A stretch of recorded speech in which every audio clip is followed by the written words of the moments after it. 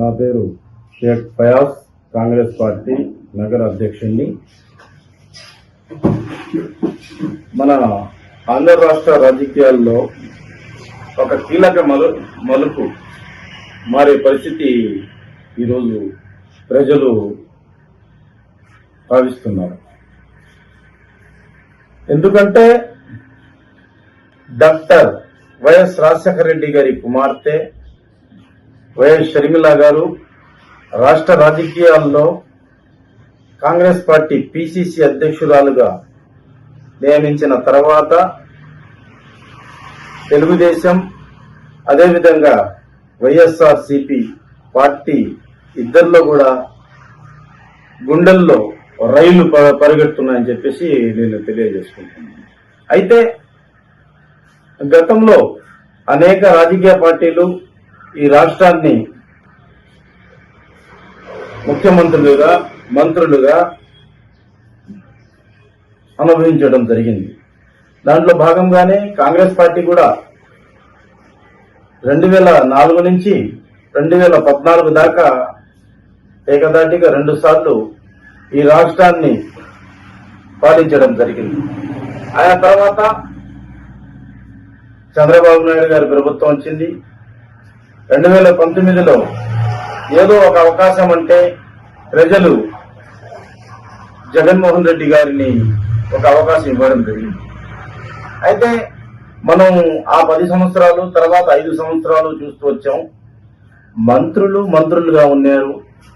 ప్రజాస్వామ్యబద్ధంగా ఈ రాష్ట్రంలో అసెంబ్లీలో గాని, రాజ్యసభలో గాని, కేంద్రంలో గాని, మన రాష్ట్రంలో గాని ఈరోజు ప్రజలు గమనిస్తున్నారు. మంత్రులు ఒక రౌడీల్లాగా, పోరంబాకు ఎదవల్లాగా 2019 నుంచి అసెంబ్లీలో అయితే గాని, బయట ప్రజల్లో అయితే గాని వాళ్ళు మాట్లాడే తీరు, రీతి మొత్తం మారిపోయింది. కాంగ్రెస్ పార్టీ అధ్యక్షురాలుగా ఎప్పుడైతే షర్మిల గారిని నియమించారో ఆమె ఇంటి పేరు మార్చేయండి, ఆమెకి ఎలా ఇస్తుంది, కాంగ్రెస్ పార్టీ అసలు ఏముంది ఈడ, కాంగ్రెస్ పార్టీ అసలు మట్టి కలిసిపోయింది అని మాట్లాడటం అనేది ఎంతటి తప్పు మాట్లాడుతున్నా అంటే అంతటి తప్పు మాట్లాడుతున్నా. 2014 మేము ఓడిపోయిన రఘువీరారెడ్డి గారి నాయకత్వంలో ప్రజా పోరాటాలు, ప్రత్యేక హోదా, విభజన హామీలు కాంగ్రెస్ పార్టీ అప్పటి ప్రధానమంత్రి మన్మోహన్ సింగ్ గారు ఈ రాష్ట్రానికి ఖచ్చితంగా పార్లమెంట్ సాక్షిగా అదేవిధంగా రాజ్యసభలో కూడా ప్రకటించడం జరిగింది. ఒక దేశ ప్రధానమంత్రి పార్లమెంట్ లో మాట్లాడారంటే దాని గురించి అది చట్టంలో భద్రపరిచినట్టే. అయితే ఈరోజు ప్రతిపక్షాలు మాట్లాడుతున్నారు, అధికార పక్షం కూడా మాట్లాడుతున్నారు. ముగిసిపోయిన అధ్యాయం అంట ప్రత్యేక హోదా లేనిది ఎన్ని రాష్ట్రాల్లో లేదు. గతంలో కాంగ్రెస్ పార్టీ జార్ఖండ్ కి ఇచ్చింది, హిమాచల్ ప్రదేశ్ కి ఇచ్చింది.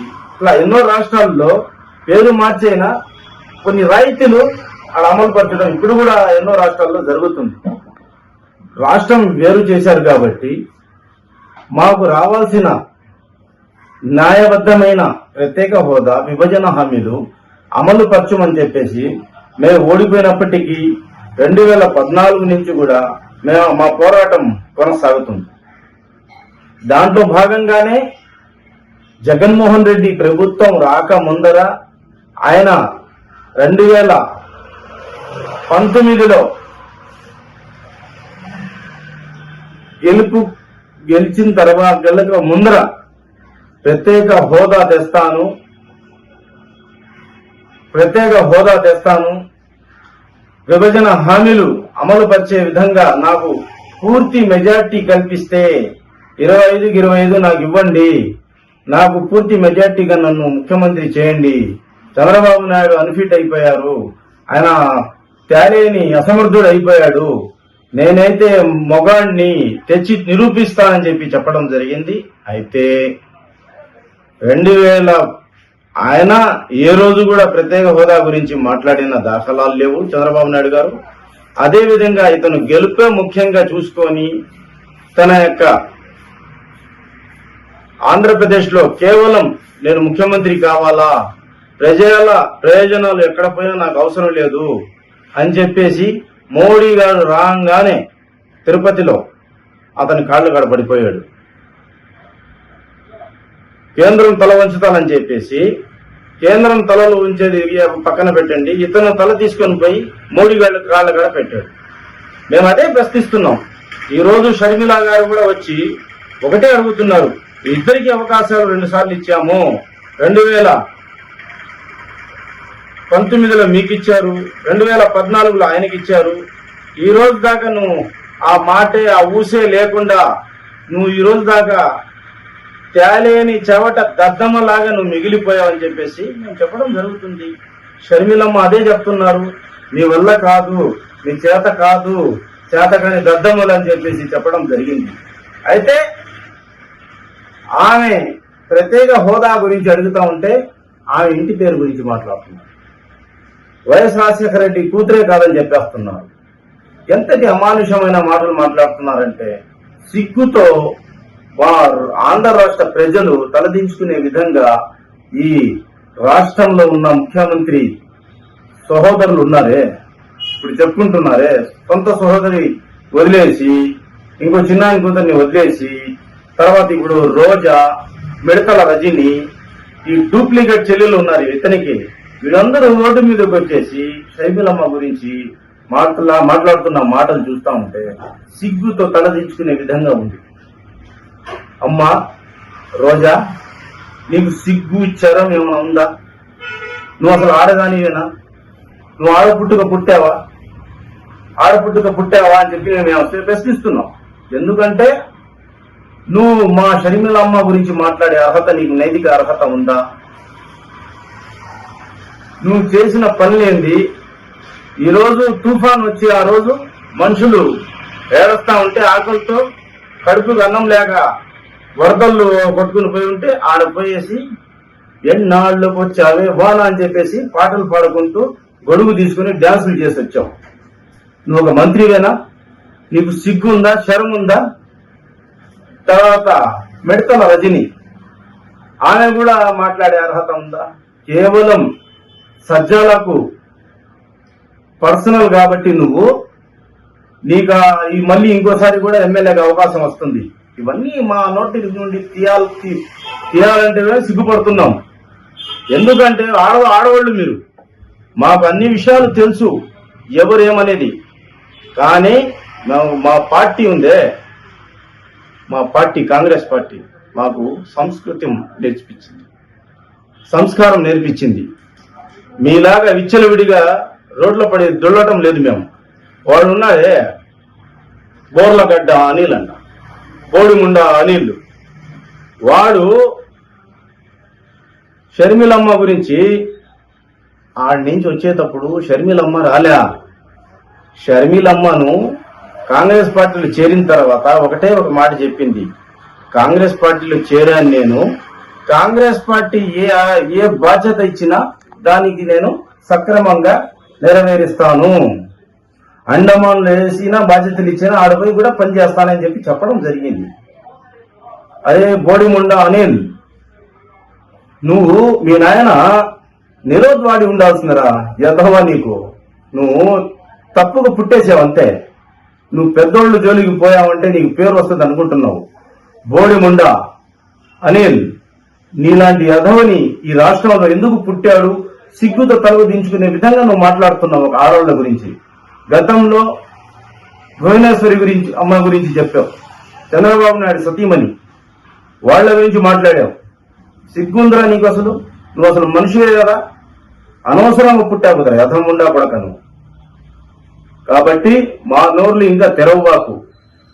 ఇప్పటికైనా ఆడికి మూసుకొని, నువ్వు రాష్ట్రంలో పార్టీలో పెద్ద స్థానంలో లేవు. అదేవిధంగా ఈరోజు నువ్వు ఒక జీరో నా కొడుకువి. జీరో నా కొడుకు లాగే ఉండు. పెద్దోళ్ల గురించి, షర్మిలమ్మ గురించి, కాంగ్రెస్ పార్టీ గురించి మాట్లాడావంటే నాలుక చీర్చేస్తానా ఏమా నీకు?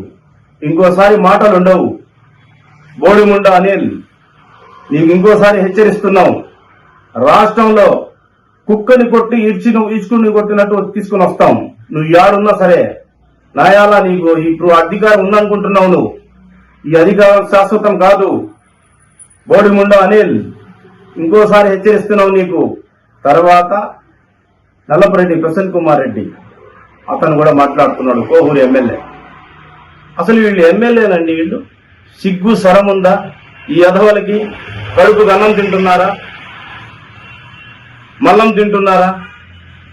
ఆ తండ్రి నీకు చంద్రబాబు నాయుడు చీ అని కొట్టి తరిమేస్తే రాజశేఖర రెడ్డి గారు పిలిచి నీకు సీట్ ఇచ్చాడు రా యదవ. ఆ కూతురు గురించి మాట్లాడుతున్నావు, ఆయన కూతురు గురించి. నీకు సిగ్గుందా? అసలు రోజా, నువ్వు పోగానే దరిద్రపు ముండా. వైఎస్ రాజశేఖర రెడ్డి గారు చనిపోయారు. అటువంటి దరిద్రపు ముండ నువ్వు. ఏదో టైం బాగుండి జగన్మోహన్ రెడ్డి సీఎం అయ్యాడు. నీ పాదం ఉందే దరిద్రపు పాదం. దరిద్రపు ముండ రోజా, నీకు ఇంకా వదిలేది లేదు. మీకు రేపు ఎట్టా మీ ప్రభుత్వం పోతుంది. కుక్కల్ని కొట్టి ఆ కుక్కల బోన్లు ఉన్నాయే దాంట్లో వేసి పెడతాం మీకు. అదే విధంగా వాడున్నాడే గుట్కా కొడాలి నాని, నువ్వు అసలు మనిషిరాను. నువ్వు మనిషి పుట్టావా? ఈ నా కొడుకు కూడా అనవసరంగా విరోధ్ వాడు ఉంటే సరిపోయేది. వాళ్ళ ఆయన అనవసరంగా పుట్టాడు. బ్రోకర్ నా కొడక. అమ్మాయిల్ని క్లీనర్ నువ్వు. ఆ లారీల కాడ ఆ రైలు పట్టాల పక్కన అమ్మాయిల్ని పండబెట్టిన నా కొడకను నువ్వు మా షర్మిలమ్మ గురించి మాట్లాడతావా? ఎదవ ముండా కొడక. ఒరే కొడాలి నాని, నీకు చెప్పు దెబ్బలు తప్పవు. నువ్వు మనుషులు పుట్టాలా? ఏదో గాడిదకు పుట్టినట్టున్నావు. గాడిద నోరేసుకొని ఆవు మేకలు గడ్డి నవ్వినట్టు నవ్వుతా ఉంటావు. తిరంగాలు గుట్కా నాని, చెప్పు తెగది నా కొడక. నీకు ఇంకోసారిగా షర్మిలమ్మ గురించి మాట్లాడావంటే మీ అందరికి మూగి ఖచ్చితంగా ఈ రాష్ట్ర ప్రజలు రేపు 24లో కేంద్రంలో కాంగ్రెస్ పార్టీ అధికారంలో వస్తుంది. ఆంధ్రప్రదేశ్ లో కూడా ఖచ్చితంగా కాంగ్రెస్ పార్టీ అధికారంలోకి వస్తుంది. మీతో పాటే ఎదుటి పార్టీలు ఉన్నారు కదా, తెలుగుదేశం పార్టీ ఉంది కదా, వాళ్ల మీద కూడా మేము విమర్శిస్తున్నాం కదా. మీరు కూడా చేతకాని వాళ్ళు, మీరు కూడా ప్రత్యేక హోదా తేలేని దద్దమ్మలు అని చెప్పేసి మేము చెప్పాం. వాళ్ళు తేలేదు, దమ్ముగైపోతున్నారు. ఒకవేళ విమర్శించే స్థాయికి మించి విమర్శించడం లేదు. ఒక ఆడ మనిషి అని కూడా చూడకుండా మీరు ఎలా అంటే అలా కొట్టే మాట్లాడితే ఏమైనా ఊరుకుని ఉండడానికి ఏమైనా అసమర్థులు అనుకున్నారా? చేతకాని వాళ్ళు అనుకున్నారా? ఇక్కడ ఉండేది నిజమైన కార్యకర్తలు. కాంగ్రెస్ పార్టీ ప్రాణాలు ఇవ్వడానికైనా సిద్ధం, ప్రాణాలు తీసుకోవడానికైనా సిద్ధమే. నువ్వు కాదు మాట్లాడటం, మాకు కూడా మాట్లాడటం వచ్చు, ఇంకా ఎక్కువ మాట్లాడతాం. అయితే సంస్కారం అడ్డం వస్తుంది. మాకు కాంగ్రెస్ పార్టీ అది నేర్పించలేదు. పిచ్చి ముండా కొడక, ఏమంటే అది మాట్లాడతావా? నీకు నోరుకు వచ్చినట్టు. ఆమెకు సంస్కారం లేదంటావా? ఆమె ఏదంటే ఆమె మాట్లాడుతున్నావు. మా నోటి గురించి మళ్ళీ మేము మాట్లాడాలంటే కూడా అసహ్యంగా ఉంది. కాబట్టి తర్వాత ఇంకోసారి హెచ్చరిస్తున్నాం, ఈ రాష్ట్రానికి ప్రత్యేక హోదా ముఖ్యం. ఈ దేశంలో కాంగ్రెస్ పార్టీ అవసరం. ముస్లిం సోదరులారా, మరొక్కసారి మీరు తప్పు చేస్తే, జగన్మోహన్ రెడ్డికి ఓటేస్తే అది బీజేపీకి ఓటేసినట్టే. చంద్రబాబు నాయుడు గారికి ఓటేసినా అది బీజేపీకి ఓటేసినట్టే. పవన్ కళ్యాణ్కి ఓటేసినా అది బీజేపీకి ఓటేసినట్టే. ఇక్కడ బీజేపీ జీరో. సౌత్ మొత్తం కాంగ్రెస్ పార్టీ చేతిలో ఉంది. మన ఆంధ్ర రాష్ట్రం కూడా తప్పుగా మీరు ఇంకో తప్పు చేయకుండా కాంగ్రెస్ పార్టీకి ఓటేయండి. ప్రజాస్వామ్యాన్ని బతికించండి. ఈ దేశం మనందరిది. మనందరి నెత్తురు కలిసి ఉంది దీంట్లో. ప్రజాస్వామ్యం బతకాలంటే కాంగ్రెస్ పార్టీ ముఖ్యం. విభజన జరిగిపోయింది. ఇదేం పాకిస్తాన్ లో తీసుకుని పోయి కలపలేదు, చైనాలో కలపలేదు. ఇది మన ఇండియాలోనే ఉంది. ఆంధ్ర అసలు ఎప్పుడో జరిగిపోవాల్సిన విభజన ఇది. ఈ విభజనలో ప్రతి ఒక్కరి చేయి ఉంది. జగన్మోహన్ రెడ్డి సంతకం పెట్టాడు, అదేవిధంగా చంద్రబాబు నాయుడు గారు పెట్టారు. ఒక సిపిఎం మినహా సిపిఐ కూడా పెట్టింది. అన్ని పార్టీలు సంతకం పెట్టిన తర్వాత విభజనకు అంగీకారం జరిగిన తర్వాతే కాంగ్రెస్ పార్టీ కూడా ముందుకు వచ్చి ఆ యొక్క విభజన జరిగిపోయింది. కాబట్టి ఇంకా జరిగిపోయిన దాని గురించి మీరు ఆలోచించుకొని పనికి మాలిన సీఎంలను మీరు సీఎంలు చేసి ఈ రాష్ట్రాన్ని సర్వనాశనం చేస్తున్నా మేము అదే ప్రశ్నిస్తున్నాం.